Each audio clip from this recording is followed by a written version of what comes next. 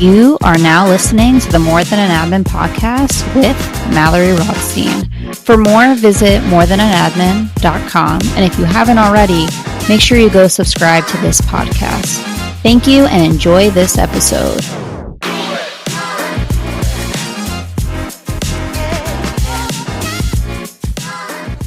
Welcome to the More Than an Admin podcast. I'm Mallory, the founder of More Than an Admin, and your host of this podcast. Today, we're joined by a very special person in my life.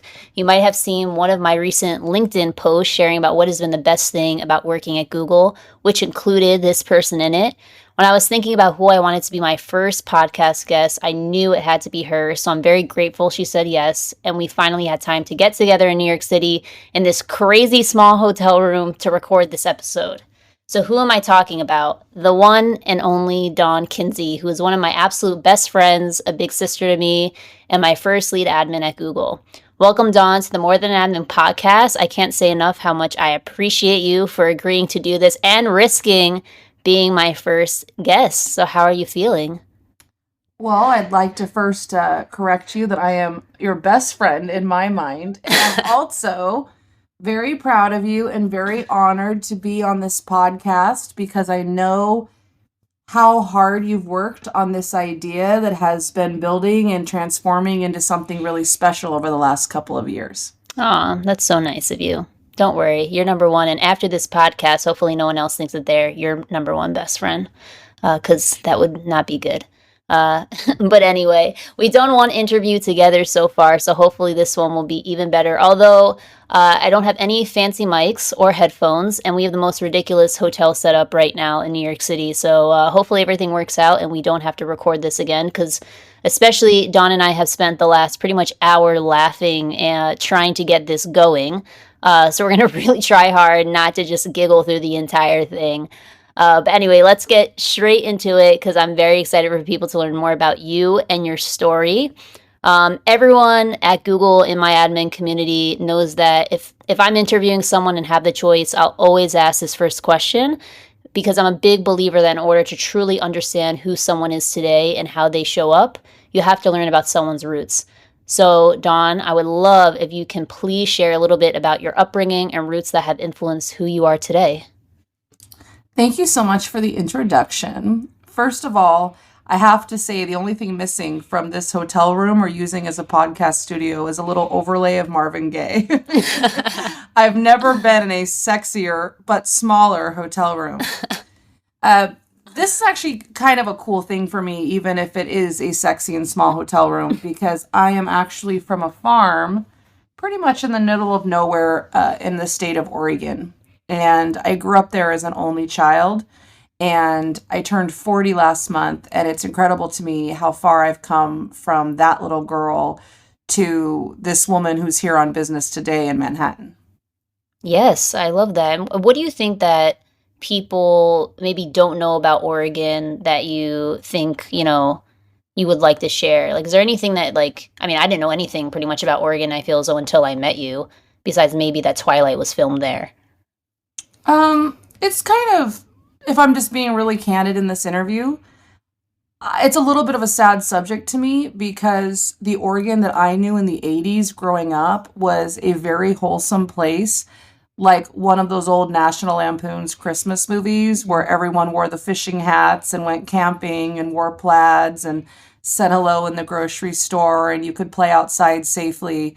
And honestly, over the last couple years, between the riots and COVID and all of the other things that have been really stressful in the United States, there's been a lot lost in the state. And I'm actually considering moving from it eventually. But as a childhood in the 80s, it was a fantastic place to grow up. Mm-hmm. And, you started your life in Oregon, but then you actually moved to LA. And many people will not know that you didn't graduate from college. So it wasn't like you went to college, studied something, then became an admin. But can you share a little bit about how you got your first admin role and maybe the difference between Oregon and then moving to LA? Well, moving to LA was never a conscious decision. I was raised by very loving parents in Oregon, but the way that I was raised, the religion I was raised, we didn't talk as a community about girls going to college, what the outcome would be of girls going to college, what your major would be, how you'd get scholarships, how you would choose a major. It just was not an important topic of conversation. Most girls where I came from in my town were really geared up to become homemakers or wives or mothers, all the things that an old fashioned, like pioneering woman would be Mhm. geared toward, even though it was the 80s. And so, even though I was very loved, I did not graduate high school with a strong sense of purpose. And I didn't know it at the time, but that would have a profound impact on my journey for better or for worse. So, when I graduated, I moved out with a friend and I got two part time jobs. And I remember I was stocking clothes at Macy's and I wasn't the fastest stalker. And I think I quit that job before they fired me. And I also was a waitress at my town diner for about 3 months and could not get an order right to save the life of me. And I also think I quit that job before they fired me. And while I was stumbling my way through these first jobs, I decided to take a few community college classes, a couple a semester. And I remember going to community college and really wanting to be there and thinking to myself, all I know is successful people go to college. What I didn't realize was in order to make the sacrifices needed to spend the money and the effort to go to college and actually successfully get a bachelor's degree, you need to have a sense of purpose. You need to have a path and a reason why you're there and a way to do it. And I had none of these things. And so after a few semesters, I dropped out. And after I dropped out of community college, I really was lost for a while. I felt like I can't hold a job. I dropped out of college. I've been left behind. I felt like the motivated students from my hometown had gone away and were at four-year universities, and I was just left there. And it enabled a situation where I had a boy pretty much prey upon me, and I got married very young. And sadly, he had hidden that he had schizophrenia, and that came out literally on the honeymoon. And even though I tried to make it work for about a year, it ended up being that he was just too mentally ill and the marriage was annulled. Now, this was one of the first things that happened that really changed the course of my life path, outside of me. I ended up just feeling really sad that he would not leave my parents alone, that there was a lot of harassment by the community because of his behavior and their support of him, and misunderstanding about mental illness in general. It still wasn't discussed in that community in the 80s. And so one night I packed $300 in my Mustang and ended up just randomly driving to Los Angeles, where thankfully on my mom's side, I had a cousin who took me in and I slept in her studio apartment and stayed with her for about a year. And that's where the second turning point in my journey started, where I accidentally got a job at Warner Brothers movie studios as an entry-level secretary. Wow. I mean, first of all, I didn't even know some of these things about you. I didn't even realize that you went to community college even for a little bit. Maybe you told me this and I just don't listen to you sometimes. But I knew some of your journey and I'm so glad you're sharing it because again, it makes where you are today so much more special on seeing how far you've overcome things in your life to get to the place where you are, which is an amazing place in my opinion. And I'm curious about how did you actually get the job at Warner Brothers and how I'm curious to know, is there anything, surprising that you might want to share about working at a movie studio that maybe people don't know, or any kind of like fun, maybe fun facts? Well, okay, first of all, I'll break that down. So I was 21 when I arrived, just a hot mess in Los Angeles, and I'd applied to about 100 jobs online, and I had gotten this call back for that movie studio. And I was hired in a very strange way for a job I was very unqualified for. There was a very dear old man who had worked at that movie studio for his entire career, and they were literally waiting for him to retire out. And he was demanding a secretary. And he was so beloved. He was like the Clint Eastwood type at the studio. He'd played Mhm. baseball with John Wayne. This was his third career. He'd worked for the Beverly Hills PD during like the Charles Manson era. He had been the head of Howard Hughes Security when he negotiated TWA Airlines. Wow. And now we had kind of this sweet, doddering old man with diabetes who was insistent that he was going to pick his last secretary. And in Bob's, this young, bubbly girl with big boobs. I used to wear these ridiculous tight t-shirts with these cheerful sayings on them, like the sun always comes out. And I had these bunny teeth and a very unfortunate unibrow that, several years into Warner Brothers, some actresses thoughtfully helped me separate. And he just fell in love with my cute little country self. And I was so scared to be in the city alone and so broke and so lost that his kindness to me and his welcoming acceptance of me just as I was, like he openly acknowledged, you have no qualifications for this job, but they're not gonna fire me and they're gonna let me have whatever I want. It just was one of the biggest kindnesses that had ever been done for me up to that date. And I just will always rest in peace. He passed a couple years after he hired me from old age, but I really had a strong love for him. And he was my first job, and I was an entry level secretary. And when I worked at Warner Brothers, the movie studio in Burbank, California, there was about 8,000 employees. And again, I didn't have a college degree. I had no work experience before this job. It only took me about 3 months before I had dominated the role. There was nothing left to learn. I was completely capped out. And so there was one other senior secretary that sat at the opposite side of the office from me.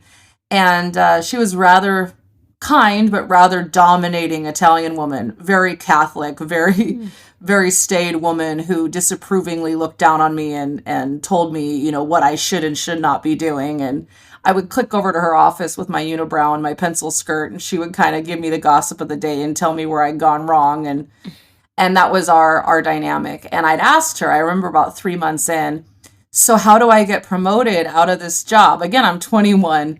She said, nope, no worries. When, I waited until the woman who had my role retired and they automatically put me into this job. And I said, okay, great. When do you plan to retire? She said in about 10 years.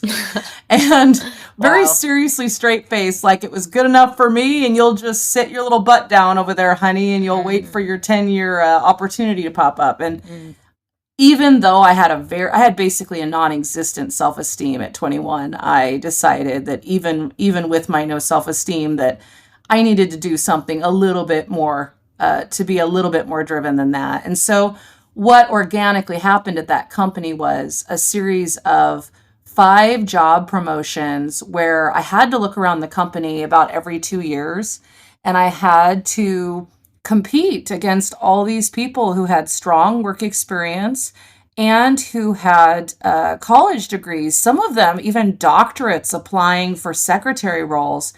And the sad thing is, and I'm sure a lot of people will empathize with this, you can work in an office and see what your coworker who's more senior than you, who's getting paid much more than you, is doing. And a lot of times you can think to yourself, literally, I could do that job in my sleep, but they'll never hire me for it because they have in their head, they're so antiquated about this thing that, well, if you don't have this piece of paper, you couldn't do this job well, which is actually not the case, but it was just the harsh facts of that company was into degrees at that time. And so I took every job that I could find that would hire me that no one else wanted about every 2 years. And that was 5 different jobs at Warner Brothers. And so I started as a secretary. Then I believe I moved into a executive assistant role. And from there I went to a administrator role in the participations department where I processed royalty checks. And then I went from there to an assistant project manager on a project called Sylvester, which was replacing the participations financial system. Had no idea what I was doing there either, but learned a lot about how to put together a status report once a week and give it to the VP. And then from there, I realized, I don't think I should work in tech, which is ironic because of how this story goes on. I ended up going and becoming a senior executive assistant to the head of worldwide consumer product sales. So everything in stores that you would see that had any Warner Brothers characters like Mm. Batman or Looney Tunes or that kind of thing. And I ended up working for him as his right hand person for about 3 years. He traveled about 70% of the time. And so I would basically be his dispatcher of his life, like making sure that every day he knew where he was going, what time zone he was in.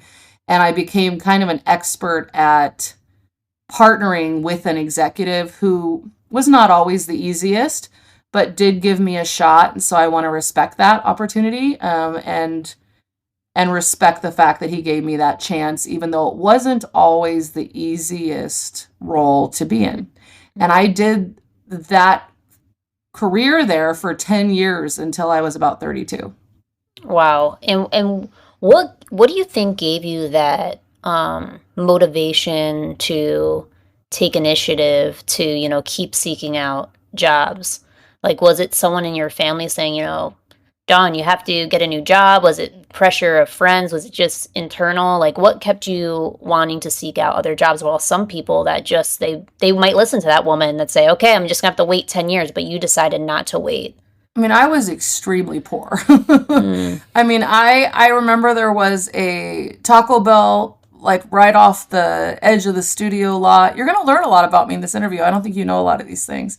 yeah, And I there love were it. times that I was so poor during those 10 years that I would scrounge for change underneath the seat of the car, and I would scrap together the dollar for the dollar menu to get a taco or a burrito at lunch. And then there Mm, were also times when I would, a lot of days I would get used paperbacks and go sit in the car and read. And people would invite me out to like nice lunches at restaurants. And I would just say, no, no, no, I packed my lunch or I have plans with friends. And I would just go sit alone in my car and read like some fiction novels for an hour in the mm, parking structure because I was really ashamed that I was really, really broke, and I did not want to go back to Oregon a failure because mhm, I basically was run out of there by an abusive husband in a town that shamed me because I had left a religion, and they had shunned me and said that you're a bad person and you have failed as a Christian and you failed as a human being and we don't want you around. And so I wasn't about to run home a broke failure. I would rather be alone and broke in Los Angeles and pretend like everything was fine than kind of go back with my tail tucked between my legs. mhm. And it's amazing how even though you were in such maybe a bad situation financially, it still motivated you to want more and to keep going. I think sometimes people, when they get into financial holes or any kind of hole in their life, they don't go into action. They decide to stay still or they go down an even darker path. And I just love that you were inspired and motivated to, you had all the odds against you, but to keep going and to do your best and to take initiative. If there's one thing I love to tell, especially younger admins, is that you must take initiative if you want to be somewhere in life. You must take the initiative. You must go for it, despite it doesn't matter how many odds are stacked against you. And I just love that you have that within you. What do you think when you think about your time at Warner Brothers, what do you really take away from that experience? Like, what do you hold on to from there? Maybe a lesson, maybe a memory. Honestly, something I carry forward is the kindness of a handful of people that helped me survive a very scary, very difficult 10 years. I mean, the theme of those 10 years could basically be Amish in Hollywood. I mean, Hmm. to be a bucktooth unibrow girl who did not know how to apply makeup and had never been in a city, had never driven on a major freeway, and to move in, I literally lived in Hollywood.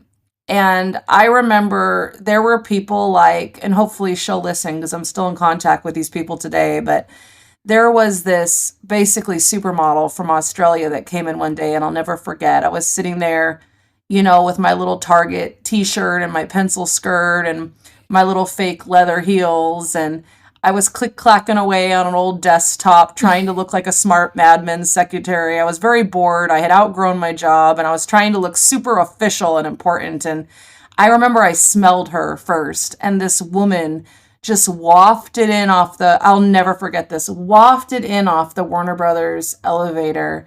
And she was a platinum blonde, tall, super tan, and you could smell her French perfume or whatever she had. And she just came wafting by me in the sexiest slacks with one of those women that had like tossed a scarf over her shoulder, like she'd just gotten off a private jet, which I think she had. Wow, you're just like describing me perfectly. Oh, yeah.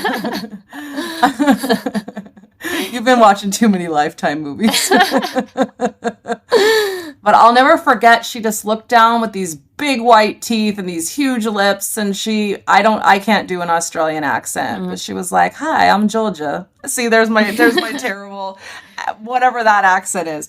But she just spoke to me with such kindness, and I had to escort her out after that meeting, and she literally stood on the street corner and talked to me like I was one of her girlfriends, and treated me with so much love and respect. And I remember standing there just smelling her and looking at her. She looked like an angel to me. And I was like, I want to be like that someday.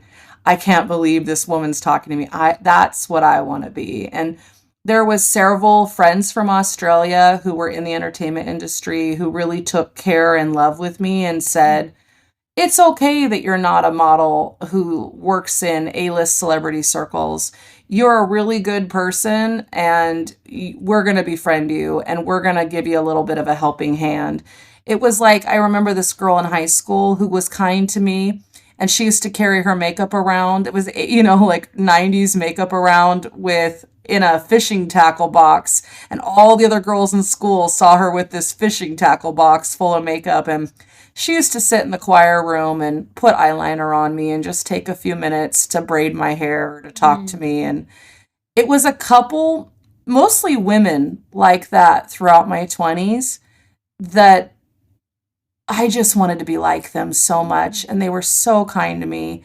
And it's those little acts of kindness from strangers that you look up to, the big sisters of the world, that really made a lasting impression on me. And it made me start to dream, like, what if I had fancy perfume and just wafted in from an elevator, and my smile could make someone's day. And I still think about some of those small acts of kindness that really shone a light into my pretty dark, depressed world in my 20s.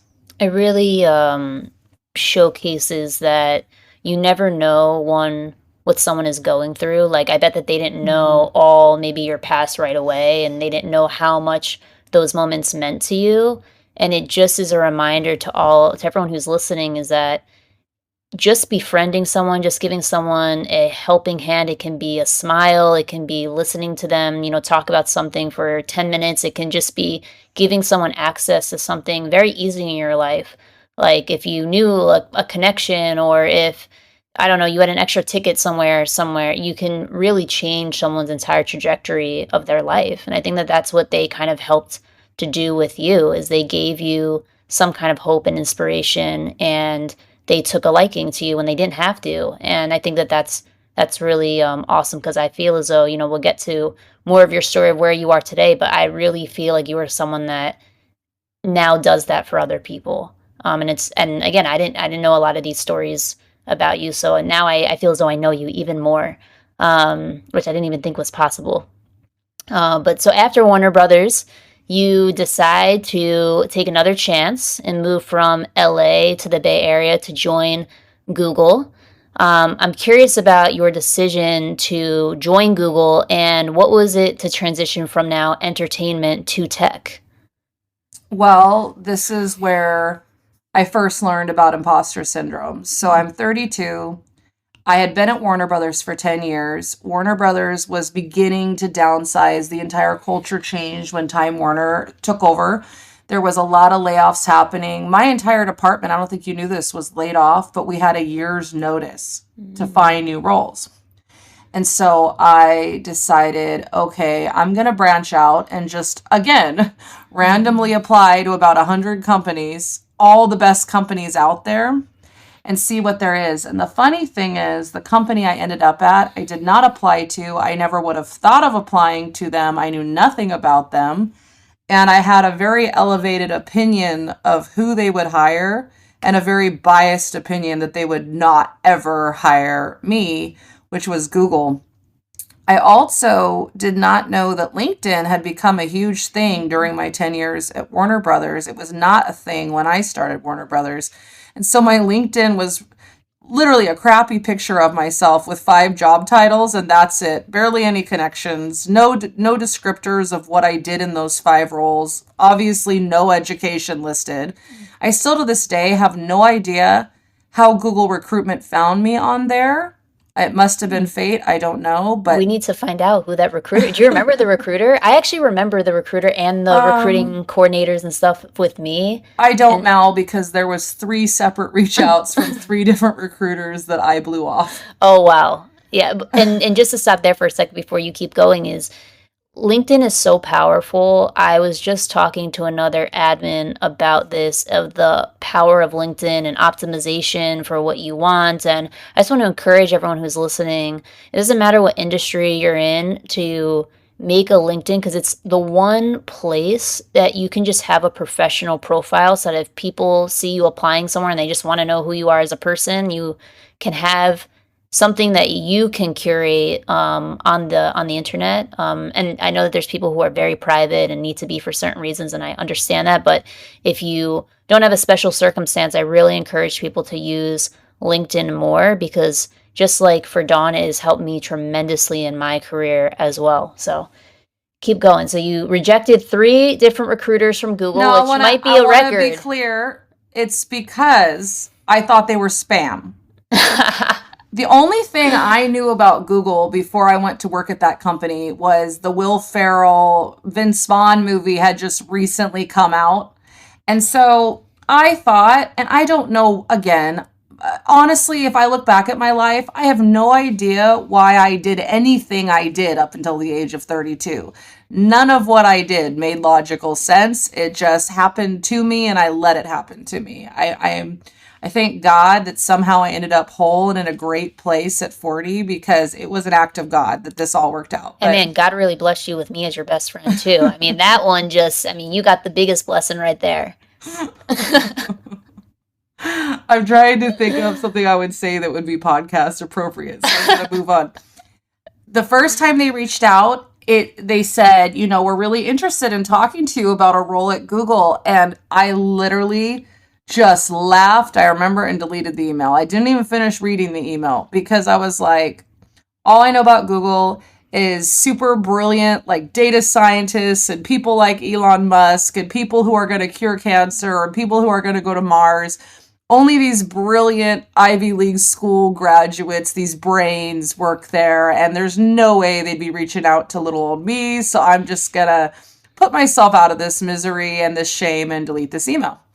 And then about a month later, I got a second email, a different recruiter. And so I didn't put 2 and 2 together. I thought again, wow.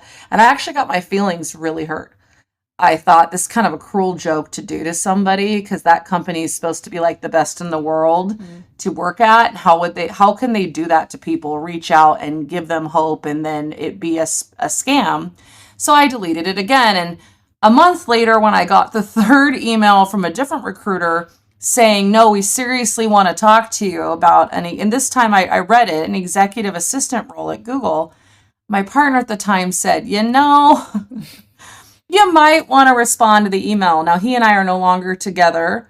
And the one thing I can say I'm thankful to him for, that I really remember him doing for my life, was him telling me, you might want to respond to that email from Google, because I just needed someone to check me and say, you know what? It's a 5-minute email. Take a risk. So I responded. It was legitimate. I aced the screening call that they used to do.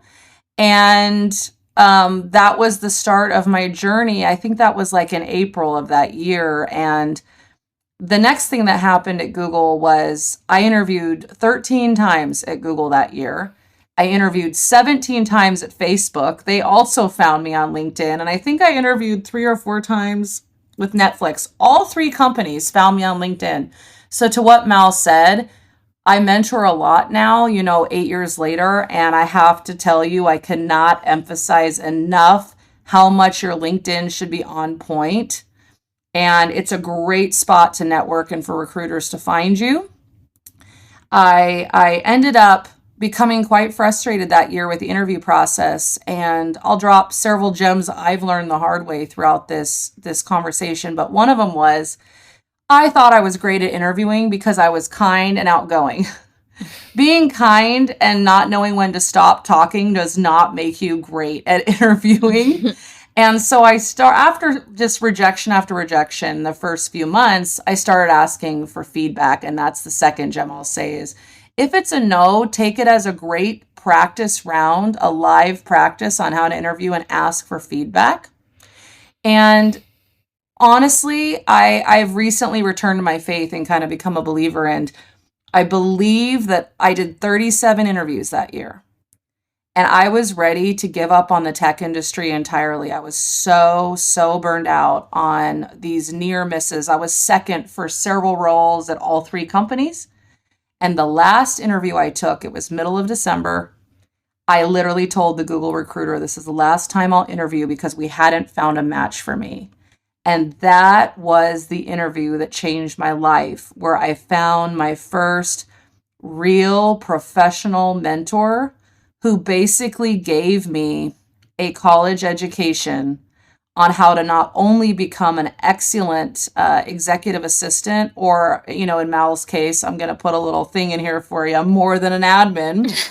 Nice plug. He also helped train me and transition me into the program management ladder, which I really believe is a calling for me. And that one person completely changed my life. So if I had gotten any of those other interviews I was so broken about, I wouldn't have ended up with the one executive that would completely transform my self-esteem and life and become one of the most important people in 40 years that I met. Wow, so many things I want to go back to. And the first thing I want to go back to is just, again, this transition from entertainment to tech.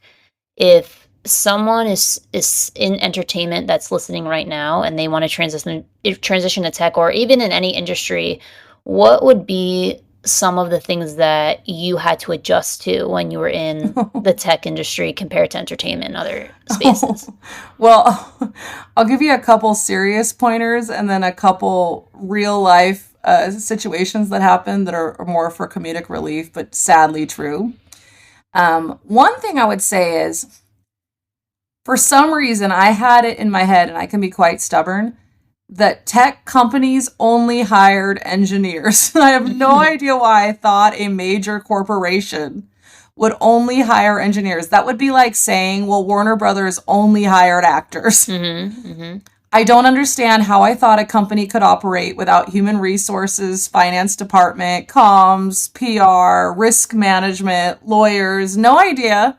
But I literally turned down so many applications that I should have submitted thinking that I'm not an engineer, so I can't work at a tech company. So that sounds silly and ridiculous. And it's so simple a logic that you'd think everyone would know this, and you think I would know this, but I'm just going to play devil's advocate and put it out there. A comedic thing that was a huge culture shock for me is I remember when I started at Google, you have to understand, Warner Brothers was like an 8,000 person company where people got into a job in their 20s after college and they retired in their job in like their 60s. And they raised their children together, and their children got married, and they barbecued together on the weekends. And we would get together for coffee, very relaxed in the kitchen in the morning. Everyone was very comfortable in their jobs. You would say, I love you, and kiss each other and hug each other. And I remember one of my first days at Google, there was a rather impressionable older uh, program manager who was very anxious to be pleasing and appropriate. And I remember I wanted to thank him for actually mentoring me and being very kind after a couple weeks of working together. And so I just gave him a big unexpected squeeze in the micro kitchen of the office and just said, I love you so much. And I remember just feeling the life drain from his body. And I remember him freezing up and stepping several feet away from me and saying, like, I'm sorry if I've led you on, but there's nothing going on between us. Oh And my me being gosh. coming from an environment where your boss would say, baby, baby, baby, good morning, and kiss you on both cheeks. And we would go out drinking at night together. Hollywood is all about bar meetings and networking and hugs and I love yous and kiss kiss. That going into an environment, I always say the difference between tech and entertainment is in LA, everyone's impressed by fame and beauty. And in the Bay Area, everyone's impressed by financial success and status.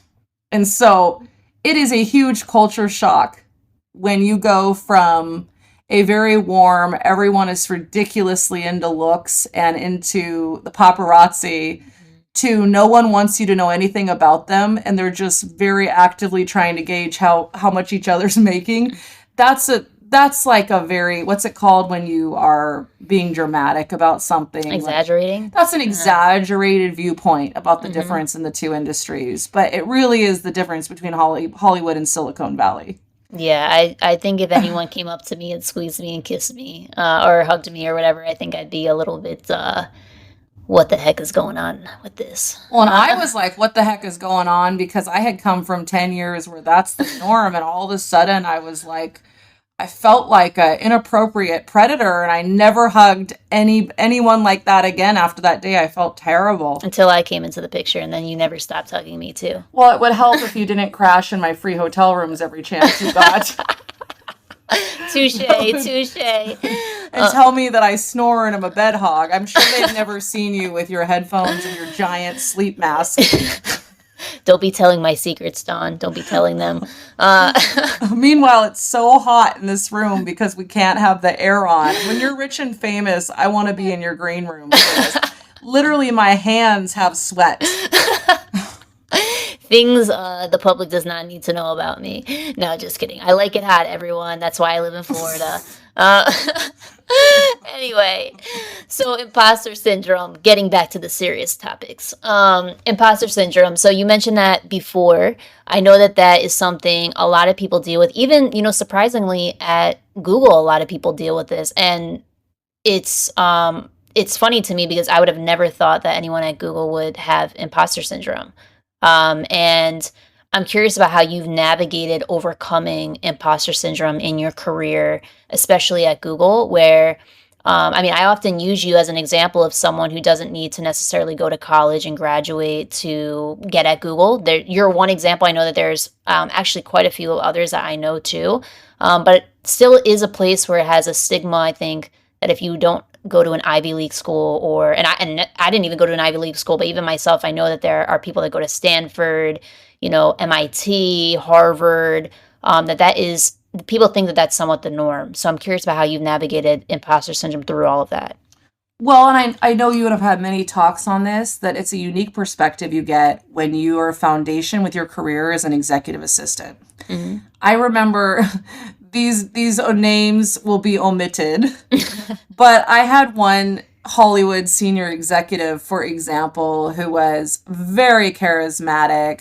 He was honestly so spray tanned. He was flaming orange. He looked like a Cheeto.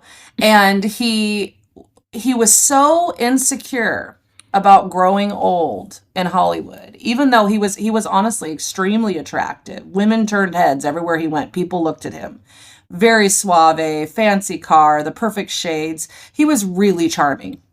I remember once that he had an absolute meltdown, came into the office in tears because he would pay to buy out the Beverly Hills salon that would frost his grays and hide them.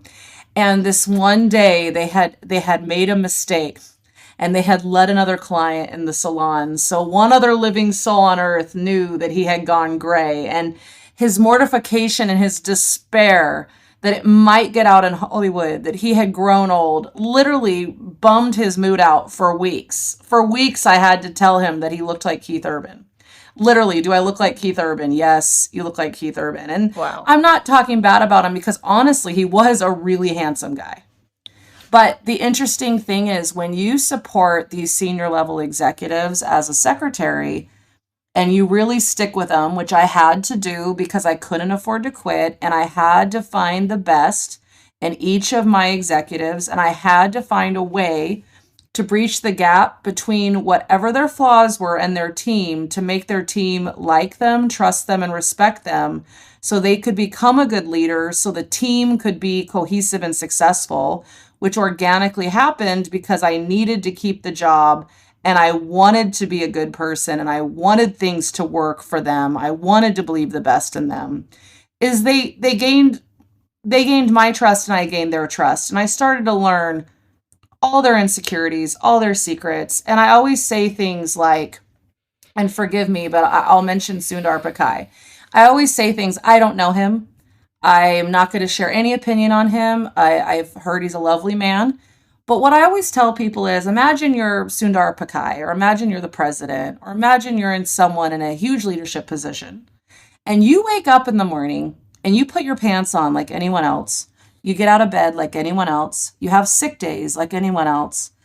And yet you are in charge of an enterprise that if something goes wrong in the matter of seconds, could literally lose millions and billions of dollars.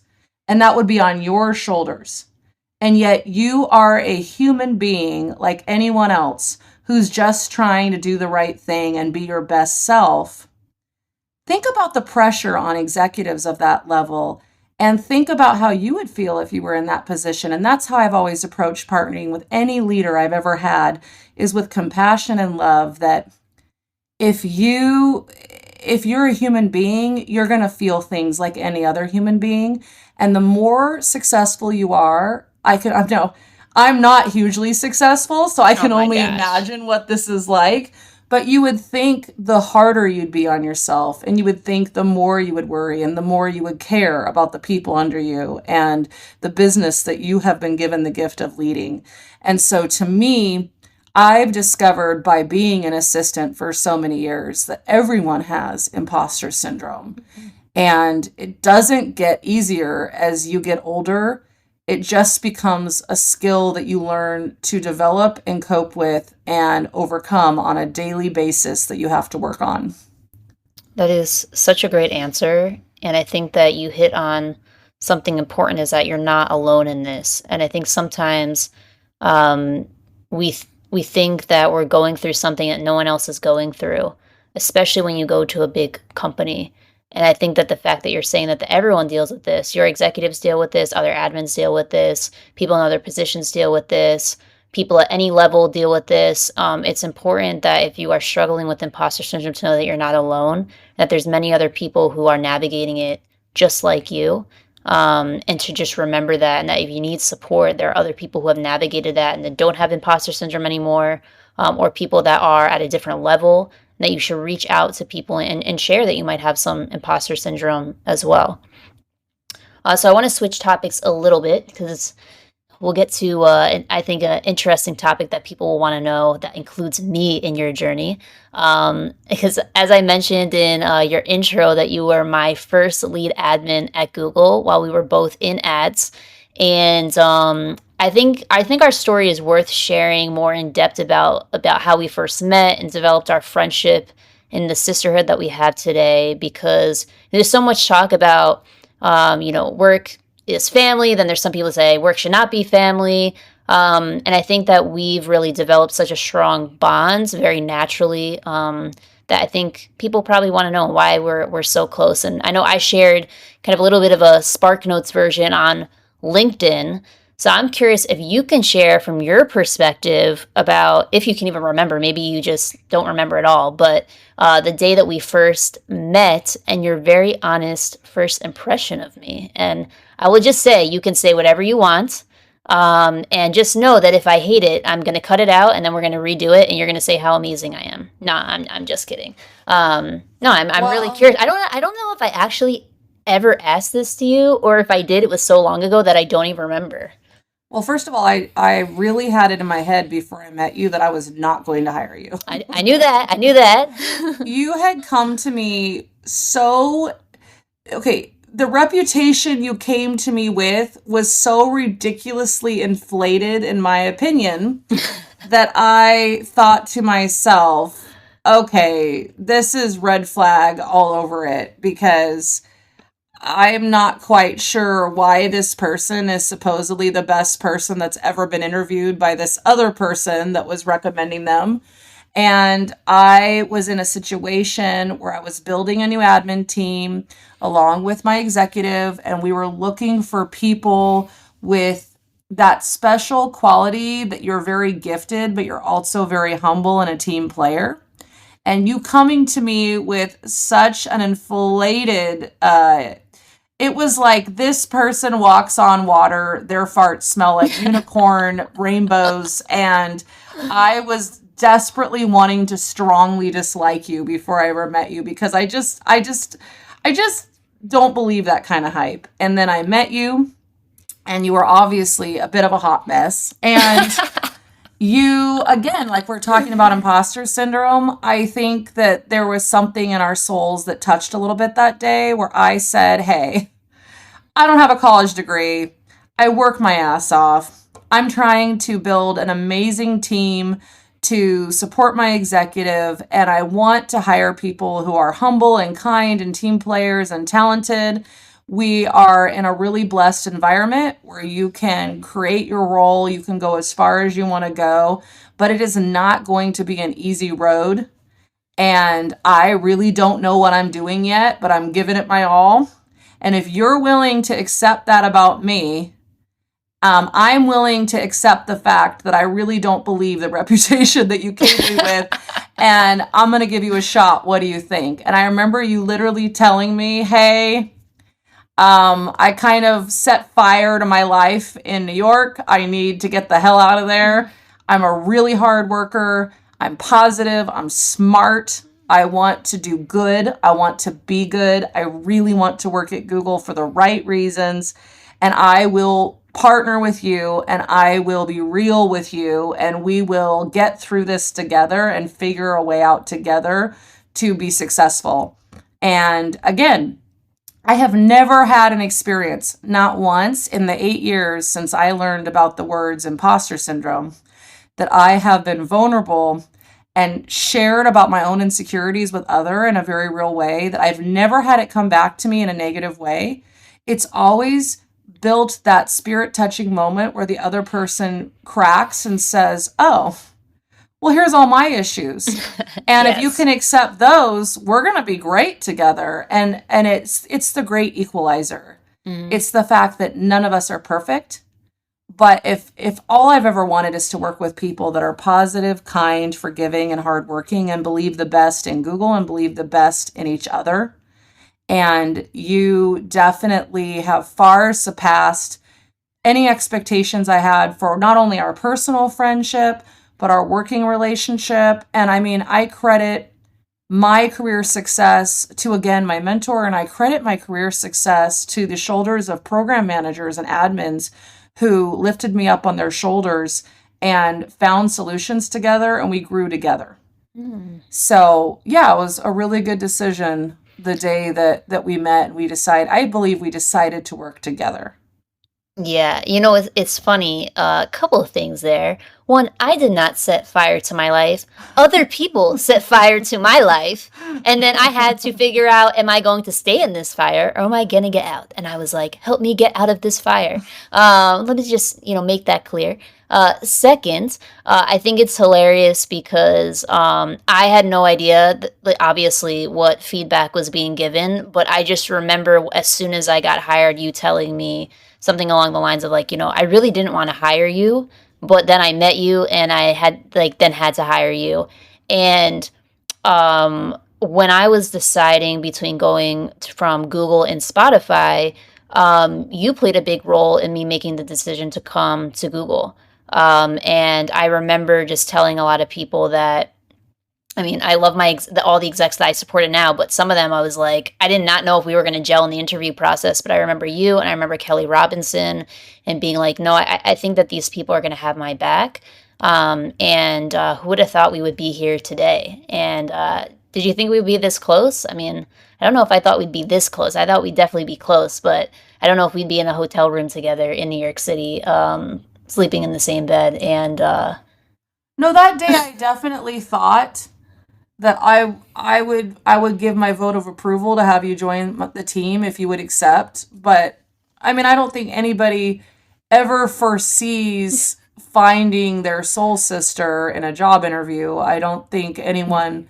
I mean, you're talking about someone whose life has been like an Indiana Jones ride. Like Mhm. any good things that have ever happened to me, I am not gonna lie to you, I fell face first into, and any bad things that happened to me um, tended to slowly ensnare me and creep up on me over Mhm. time. And unfortunately, in the past, I'd allowed people to hurt me or abuse me.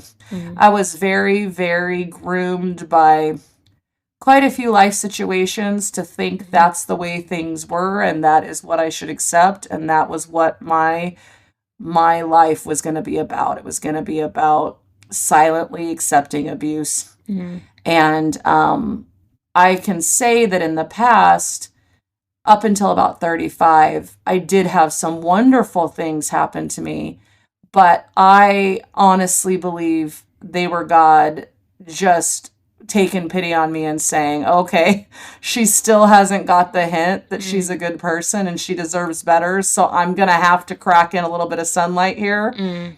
and keep her motivated and keep hope alive until she figures it out for herself and her own journey. Um, and so, yeah, you were definitely one of those little rays of Mhm. sunshine. Well, I could say the same exact thing about you. And what do you think? I mean, I think this idea of friendship, especially adult friendships, are so important because I mean, we both sadly have lost friends. And I think that our friendship has lasted. I mean, obviously we have a work relationship too, but we've been on different teams, we've been on the same teams. What do you think has made our friendship last long?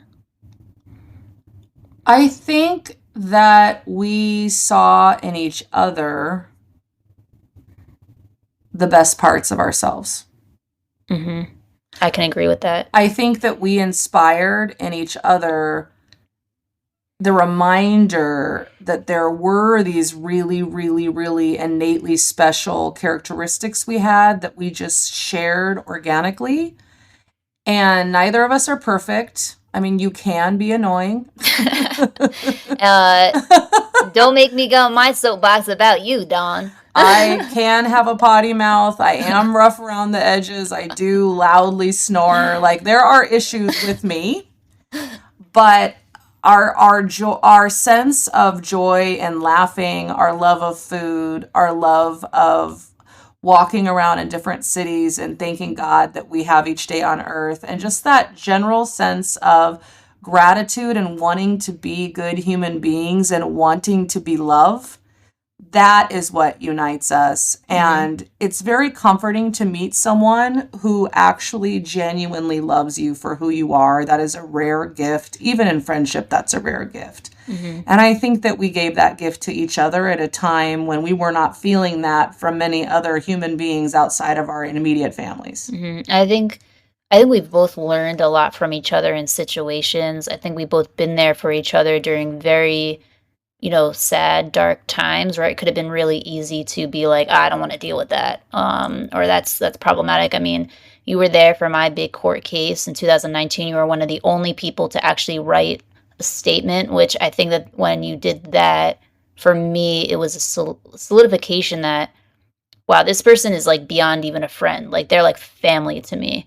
And like I said, throughout my career, I never thought that I'd meet coworkers or have a coworker that I thought of as true family, people that are close friends, people that you know are very close but not real family. And that was something for me that meant a lot. And I think that like I was saying, we've been there for each other, and we've learned, and we've pushed each other really out of each other's, I think, comfort zones a little bit, and tried to help each other learn along the way. I think the one other thing that I'll say, and then we can move on from this topic, is just I don't think I ever found. I used to think that I gave a lot to people, and then I met you, Dawn, and I was like, whoa. Uh, I give, but I don't even think I give as much as this person that is in my life, and I just want to give you your flowers for being such a giving person. Whether it's gifts, if you need to know one thing about Dawn, her love language to give and receive is definitely gifts, or at least one of them. At the end of this podcast, I can provide a P.O. box.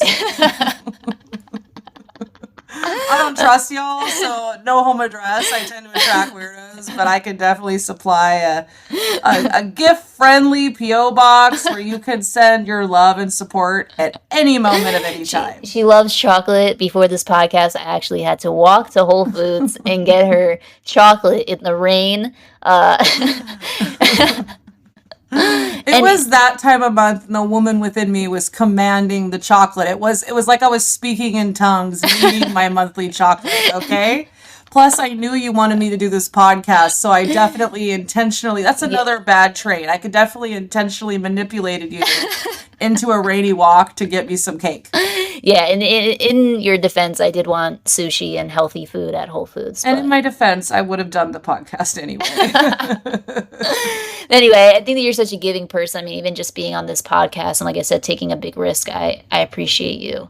So the next topic, as I mentioned before, and you mentioned, you led and hired an admin team. And I really say this, I don't think that there's anyone else that I've met that has done a better job than you leading an admin team. And I'm curious, what is your advice for other, specifically lead admins who are hiring and trying to foster strong admin teams? Okay, there are so many things I could share, and we don't want a 7-hour podcast. I'm literally just making this up. I will share 5 things. All right. Now I have to think of the 5 things. The first thing I would share is you need to make your team a part of the hiring decision. Your admins on your team need to feel your love and respect, that they are going to have to work with this new hire on a daily basis, and that you are all equals and you are all working in tandem together as a team. And so just like I would never choose my friend's boyfriend for them, I would never choose my friend's pet for them, I would never choose anything for a friend without asking for their input that was going to be in their daily lives, impacting them, that they had to care for. And you have to care for a new hire. In Google's case, a Noogler, you have to really care for them. You have to mentor them. You have to love them. You have to make sure they have all the resources they need. And you need to make sure that they ramp up in a very inclusive and supportive way if you want them to be successful. And you want them to be successful because you're sharing a workload and you're all working together for the same end goal. So the first thing I'll share is you should always make the admins on your team as big of a part of a decision as possible. The second thing I would share is that you should be as transparent as possible. When we had an admin team, it was common sense to me that we would get our goals for the year for our department. We would make a list together of every single assignment that might pop up that we were aware of during the year. We would look at, Google has this amazing thing called an admin ladder where you can actually see what the expectations are for your role and your level and what the expectations are for the next level.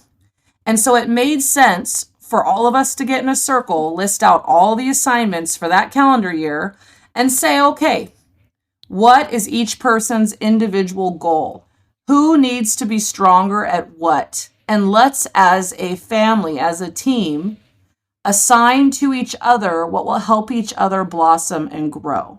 And let's have each other's backs. So that's the second thing I would say, is coming together to divvy up the team assignments in a way that is fair and equitable and extremely transparent. The third point I would say is to be extremely honest with your feedback to each other. We used to do performance reviews twice a year, and I would give feedback to every single admin that was on my team, and I would do it whether I was asked to or not. And whether asked to or not, I would set up a one on one with each admin. Do you remember this, Mel? And I would Yes. say, And our manager, I feel I'm so. going to write my feedback in front of you, and I'm going to talk about it with you while I give it. And I'm not going to change my mind about the feedback, but I'm going to let you know so you're psychologically safe about what you're going to see that I've written about you in your packet and why. And we're going to have an adult conversation about it out of love and respect. That's something I still stand by, that there was never a nasty surprise for me in any performance review. And I always treated every admin on the team like I would want to be treated in that process. The fourth thing I would share is I didn't give a damn about levels. Mm. You are being paid to do a goal as a team. You are only as strong as your newest person who knows nothing yet. You are only as strong as your weakest link. So even if you are a level 5 and someone on your team is a level 2, you need to treat them like you need to bring them up to your level, and you need to remember what it's like to be at their level, and you need to all chip in to come together to train each other and solve a problem. There are so many talented admins that start at Google as a level 2 or a level 3. I don't even know if they do level 2 anymore, that are incredibly gifted. You just have to figure out how are they gifted and teach them how to do it the Google way. Once people know how to stand on their feet after the first year the Google way, their wings just explode. Like they fly. And why in the world wouldn't you want the members of your team to be as functional and healthy as possible so that the load is evenly spread across all members? Mm-hmm. And number 5, man, when I started this, I thought I had like 20 pearls of wisdom. And now I'm like, oh man, how am I going to come up with 5? I would say that I was never afraid to work very hard to build healthy friendships between directors and their admins. Mm-hmm. I understood that vulnerability and trust and respect was extremely important, that every director in my department respected our admin team and trusted them as a unit so that we could function as a unit. If you badmouth other members of your team because you're protective of your tiny little scraps that you're working on, or if you badmouth other admins on your team to try to make yourself feel a little superior or a little more job secure, then when you go on maternity leave, or when you get COVID, or when you need a mental health break, or when you want to take a world fabulous vacation for a month, you need executives to say, I trust you. I trust every admin on this team. Your coworkers can seamlessly step in and take over, and you can take a timeout. One thing we always said on our team, which is a better way of saying this, is I don't believe the old adage that you leave yourself at home and you come to work as your professional self. And we've talked about that a lot. Mm-hmm. You are a 360 human being, and I don't care who you are. If your family member died, or you're going through a breakup, or you're going through mental illness, or whatever's happening at home, you're going to bring that to the office. You're going to bring that to your job. And the more you feel loved and supported as a human being and understood and heard, the more that you are going to be able to perform well and have that positive work-life balance. I love that. I think that's something that you hit on a little bit that I just want to +1 to it is you had a great relationship with the executives in our organization. I think played a huge role in them trusting our admin team because they trusted you as a leader, and you did a great job of developing relationships across the board with a lot of different leaders, and if they had issues that they could come to you. And I think that that's something that I think you did a great job with, and I just wanted to, again, give you your flowers for that. You've been at Google for how many years now? 8? I'll be 8 in January. Wow. just getting old now in Google years. Uh, In human years too. yeah. And you're one of the very few people that I know who has stayed with their same hiring manager for the entire time. Can you please talk maybe a little bit about, you mentioned him earlier about the being a mentor to you, and how were you able to develop that bond, and how were you able to develop such trust with him? Again, I think you have to treat everyone that you work with as your equal with respect. You need to understand that we're all human beings. We are all there to get a paycheck and to try to contribute, to try to learn and grow, and to try to be a good human being. And we all have insecurities, we all have failings. And I had so much gratitude for my executive for hiring me despite my flaws that I worked so hard to embrace his and to find all the good in him and to every day focus on how to bring out his best self to his team, because my job was not only to do his calendar or to do his travel or to schedule his all hands or whatever other administrative tasks assistants organically do. My job was to keep my word to him that I would help him be a good leader and that I would help him with his goals to be a great leader, and that I would keep my promise to my company that I was going to bring my best self to work every day to try to make it as warm and inclusive of an environment as possible so that engineers on my team could put aside their differences, put aside any pettiness, feel positive, feel welcomed, feel loved, feel supported. And just like you said, the reason that executives treated our admin team with respect is because they respected my decisions. Again, you cannot badmouth your boss because your entire job is to help them become a trusted leader who's transparent, whose best side shines, so that anyone in their reporting train trusts their decisions so they can work in a psychologically safe environment that's positive and healthy and equal and fair and amazing, so that they bring their best selves to work, so that everyone comes together as a team to do what you're hired to do, which is to make incredible products. Amazing. I think that's something that's important that you said, is that, and I think I've tried to do this by seeing you do this, what your manager is. A lot of times, admins and just people in general think that my manager is responsible for my career, and they forget the piece of, especially again, when you are an admin executive assistant, you can play a huge role in your executive's career as well. And like you said, talking good about your executive, and you don't have to lie necessarily. We're not saying that if they're not a good person, just lie and tell everyone that they're the most amazing person ever.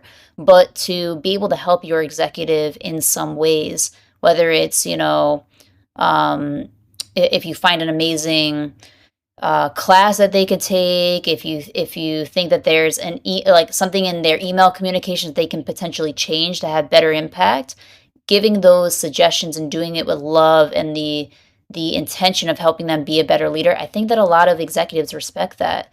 The other thing that I want to say is, you supported a VP of engineering. That's why Dawn mentioned engineers. Just want to clear that up. And um, you developed such trust with him that, while you were his admin for years, you ended up transitioning into a program manager under him, which we now work together on a different team at Google. Can you speak a little bit about your decision to change from an administrative business partner to a program manager, and how are you able to navigate this with your manager's support? Again, this is one of those another happy ray of sunshines that kind of happened to me when I needed them to happen. That was another great blessing in my life that I'm not sure why I deserved it, but I'm grateful for it, and I ran with it when it happened. I was working full time as his admin, and I'd planned to be a career admin. I have insane respect for admins, especially at companies like Google, where you are again, more than just an admin. Ooh, loving the plugs, loving the plugs. I will take a percentage of every hit you get because of these plugs. But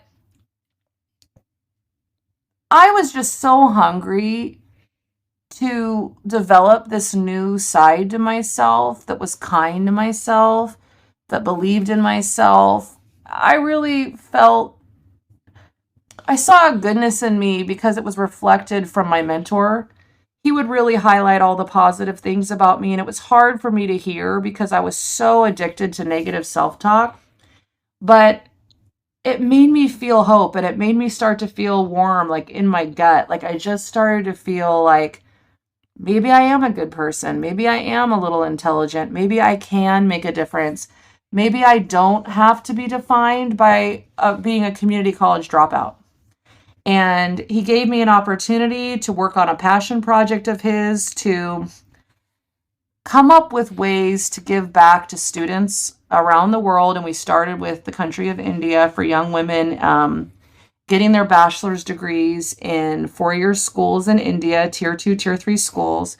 How could we identify very talented students in those schools and take Google's resources and devote them to a few of these talented students and see what could happen? And he asked me if I had the bandwidth to work with him, and he would teach me how to do this, but that he didn't have the bandwidth to do it alone.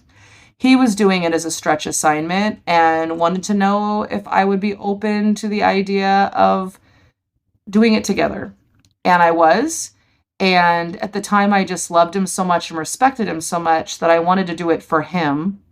And then as I got into it and I started doing it, it became my salvation. It became a way for me. I did not realize that all the pain and mistakes and suffering of being a young woman in this world in my 20s and the darkness that the dark path I had led myself down and had been led down by others, I didn't realize that would become the making of a very beautiful career where I could honestly and openly say, I've been there, I've done that, I've felt that, I'm with you, you can get out of this, and you're 20, I'm 40, it's not too late for you. And be able to speak with open arms and empathy and be relatable and actually get it. And it became the making of me as, I believe, a woman and as a professional and as a program manager.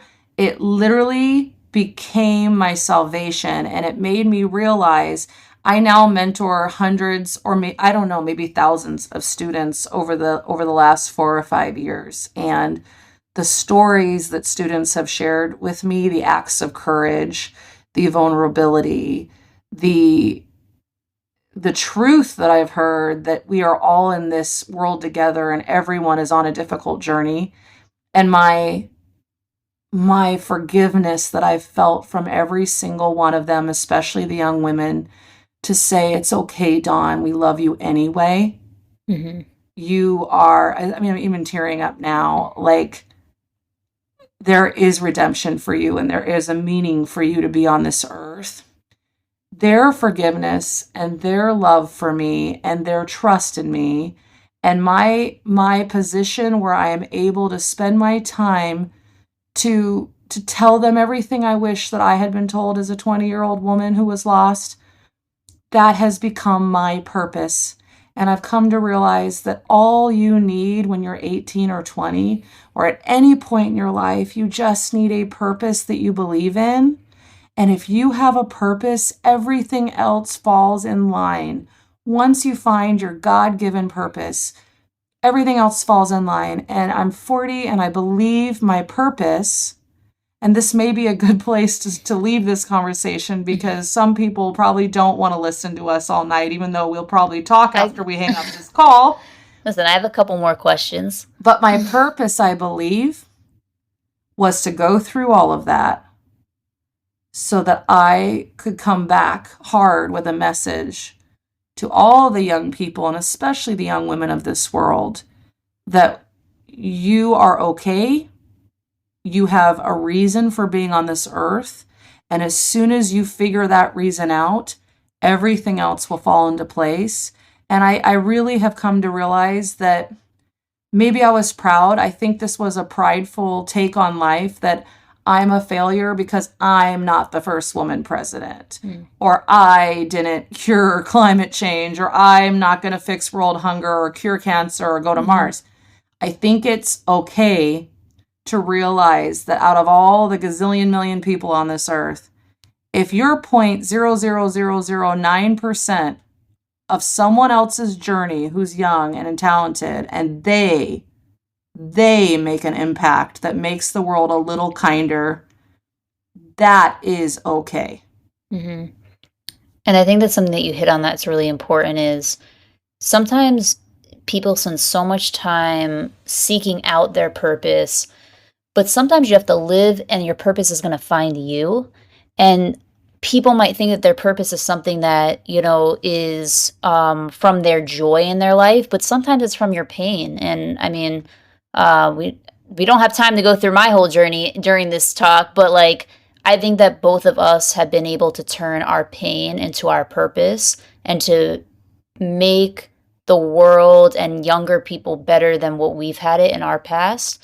And I think that that's something that's really beautiful about your story now, is you helping these students have a better future than you did in the past, and put them on the right path and use the lessons that you have learned. I don't know if you're allowed to tell us a little bit about exactly what your student inclusion programs do. I know you recently had an event that was I'm public. already scared shitless that somehow I'm going to get fired for this interview, because I know. I am literally a poor farm girl from Oregon. This is all I want to make a disclaimer. There was a public event. That's why I thought this maybe you can. This is just my personal opinions, not the reflection of the corporation that gives me my paycheck. This is just my personal opinions. Listen, me either, and don't get me fired either. You are welcome to reject them and just turn this podcast off.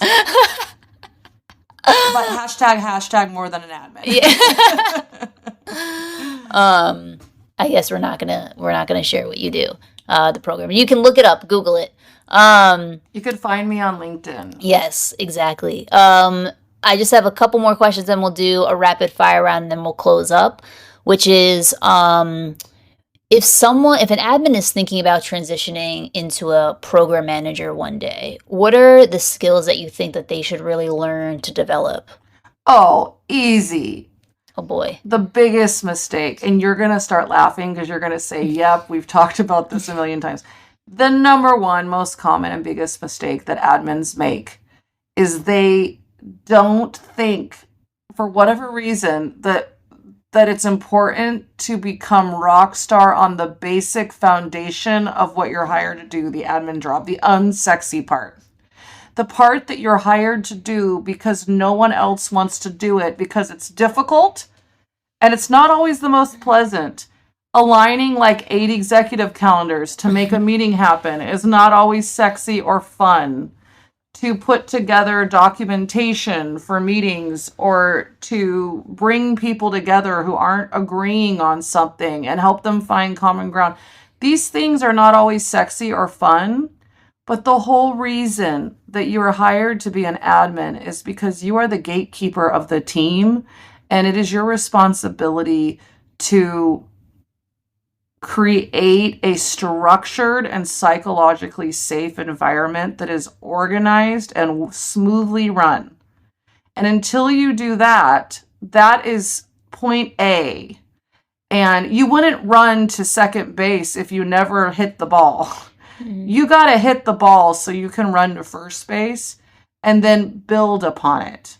But you need to be excellent at each assignment you're given. And you can take on as much as you want, and you can create your role and go whatever direction you want, but only if you're excellent and really understand and really accept and own each task you're assigned.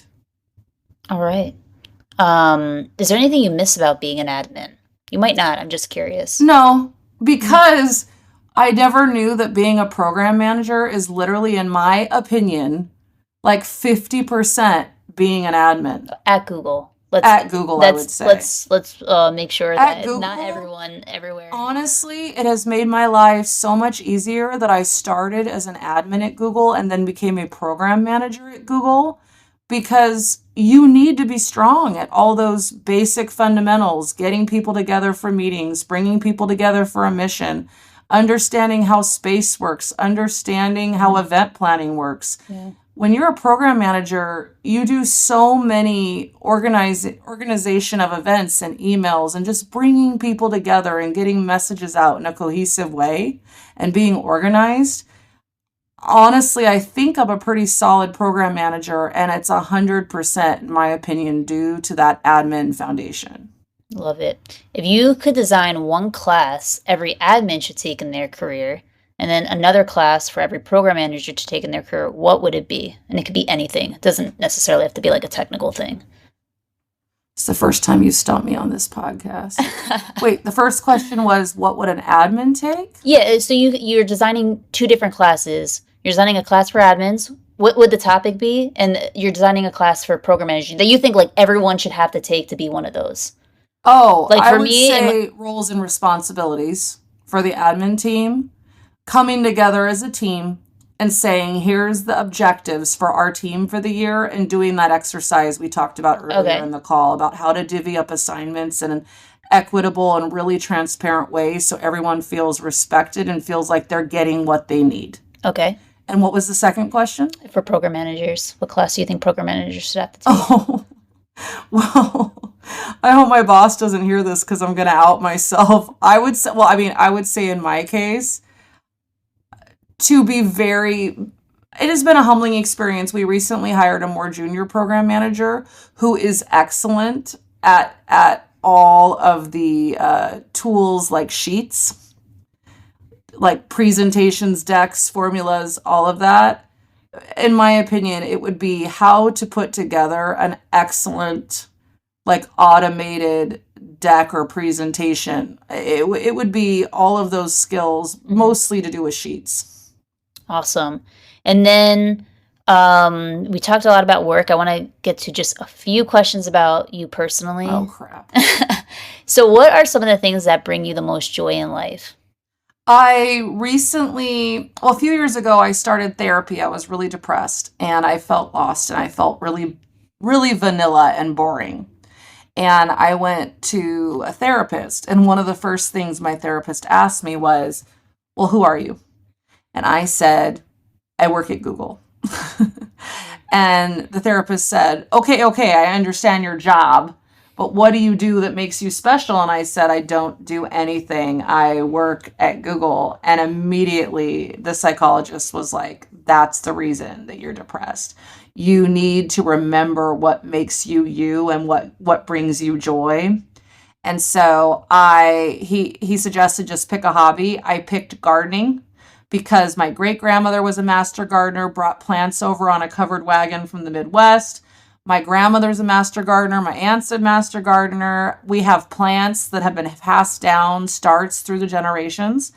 And I remember as a small child on the farm, just listening to the sprinklers, smelling the fresh strawberries in the mud, being out with my mom barefoot, like collecting veggies in the garden and growing flowers and picking them. And I remember it just brought something back to me about my true, pure, childish self.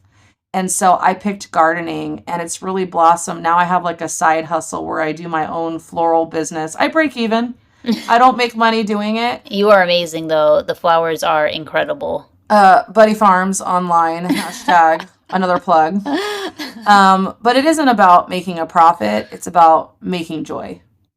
Yeah. I love that. Is there anything you wish more people knew about you or your life that you feel as though most people don't know or don't understand?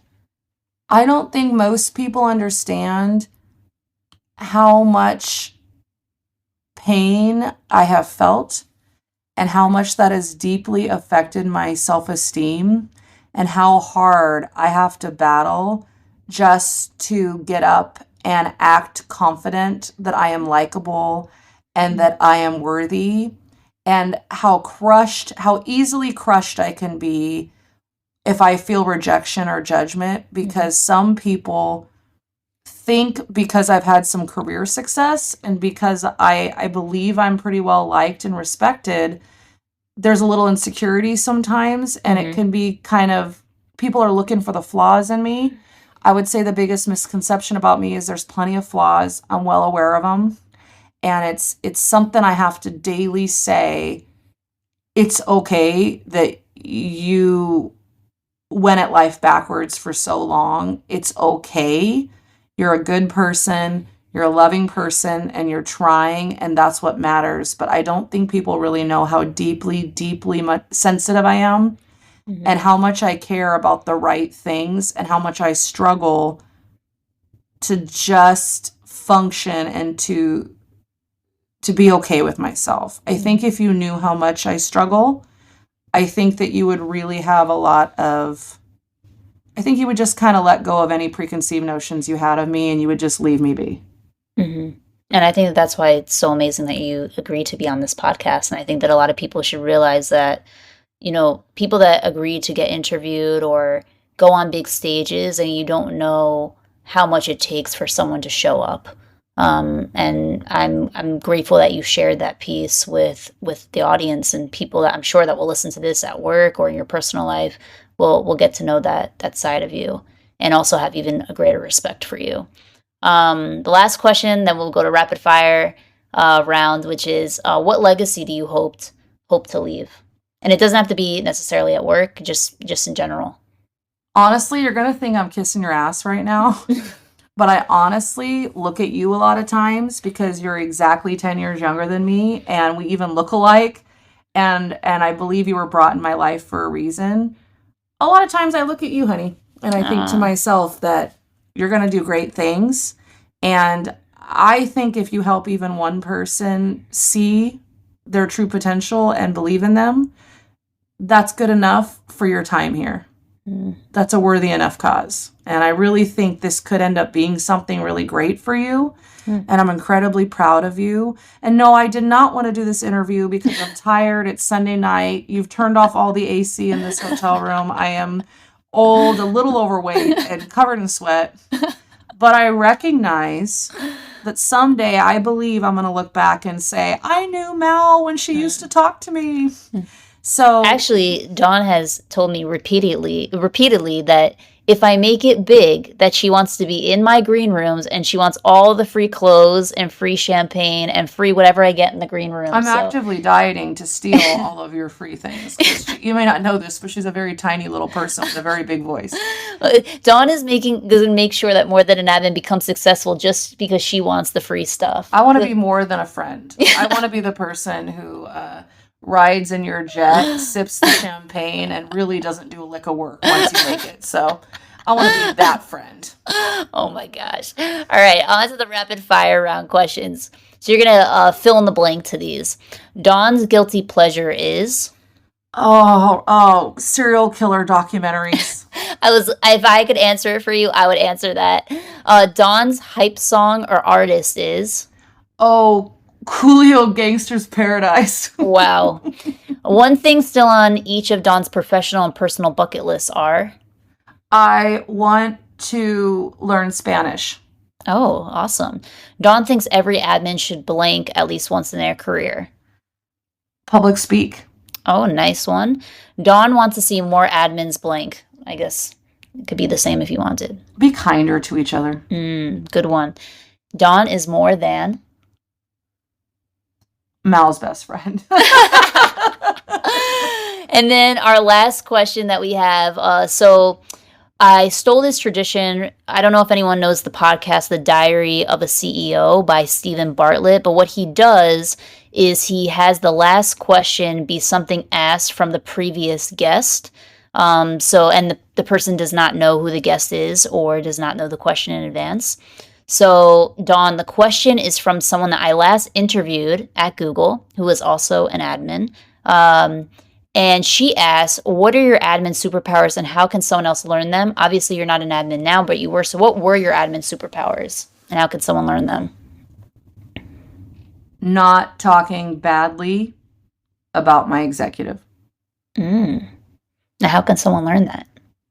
To not talk badly about their executive. And the thing is, again, you need to be professional in the fact that you are hired by a company, any company, to help your manager, your leader, become the best leader they can be. Mm-hmm. And if you don't publicly believe in them and give them the benefit of the doubt and give them positive support, then how is their team going to believe in them? Mm-hmm. And how are you going to accomplish your goal of helping them be the best leader they can be? Great answer. Where can people best connect with you? Dawn Kuenzi on Instagram, Dawn Kuenzi on LinkedIn, although I'm terrible at responding on LinkedIn, but you can connect with me there. And again, thanks so much for having me. I'm really excited for you as you continue this journey. I love it. Thank you so much, Dawn, for not only being my first podcast guest, but also just being an incredible friend and person in my life who is so authentic, vulnerable, and I just love how every day you strive to be better and better the lives around you. You have been that one person for me who I can always count on professionally and personally, who's always chosen to see the best in me. And I know that everyone listening is going to be very inspired by you, is going to respect you even more than they probably already do. And I'm just so proud to be your best friend and the person in your life. And I just want to say thank you so much. Thank you for tuning in to this episode of the More Than an Admin podcast. Make sure you have subscribed, and if you're feeling a little generous, please also leave a review because we love your feedback. And remember to share this podcast with those around you. If you're looking for more content, check out morethananadmin.com, our YouTube channel, or follow us at More Than an Admin on all platforms. If you're looking to connect directly with me, you can find me at Mallory is More on all platforms or search for me on LinkedIn. Let's continue together to influence how the world views administrative professionals and help admins embrace all aspects of their identity to become their best selves. Remember, you are more than your job title, and the best is still yet to come. I'll talk with you soon.